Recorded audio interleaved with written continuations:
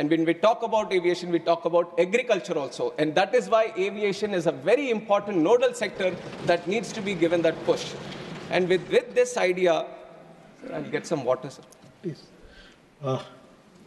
And it is with this idea that the whole aviation sector has been thoroughly, deeply understood on what the true potential India can have. And we have seen that there are multiple gaps also. Now 90,000 crores capex has been put into the infrastructure to create the infrastructure in airport infrastructure. But creating infrastructure, that itself is one challenge. And when I took the charge as a minister for this aviation, sir, I have promised the people of this country that, ma'am, thank you. Thank you. She has always been so caring, sir, like a mother always. Thank you, ma'am. So, when we look deep, it is not about just creating the infrastructure, but it is about connecting them also. Now, you can spend a lot of money, you can create the infrastructure, you can create more airports, but the ultimate challenge, thank you, the ultimate challenge is how do you connect? And that is where, bringing in all the aspects of the government, we created the UDAN scheme, which is Uday Desh Ka Aam Nagrik. Through the UDAN scheme, the challenge of these airlines, because it is a market-driven industry, where they feel there might be a non-viability in running a route, the government has taken the responsibility a little bit on himself, and it has said that why don't we provide the viability gap funding? It was the first time that it has been done at such a large scale.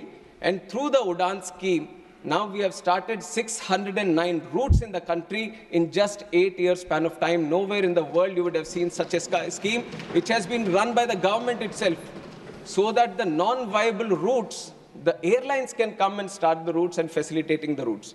And we have operationalized 86 airports under UDAN. And out of these 86 airports, 20 were underserved, but 66 airports were totally unserved. What I mean by unserved is that not a single flight was going to these airports. But that was a challenge the government has taken up. Now we have constructed the airports, but we have to start the airline connectivity also. And through the UDAN scheme, we have given the viability gap funding, and we were able to run all these airports. We were giving them those connections, which was very, very required for the people of that state or of that region or of the airport. And we have operationalized 86. And we can proudly say that UDAN has been a real success story of the Indian aviation, which are showcasing to the whole world under the leadership of Narendra Modi ji.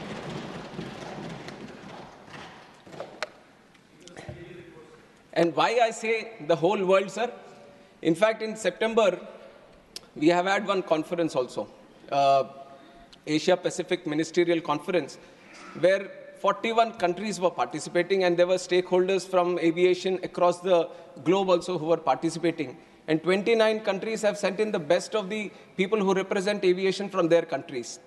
And I have heard all of them speak in that conference, and they have proudly said, the real thing that we can pick up from India today is how it has improved the domestic connectivity within the country, and how it has launched the RCS UDAN scheme so that it could facilitate the regional aviation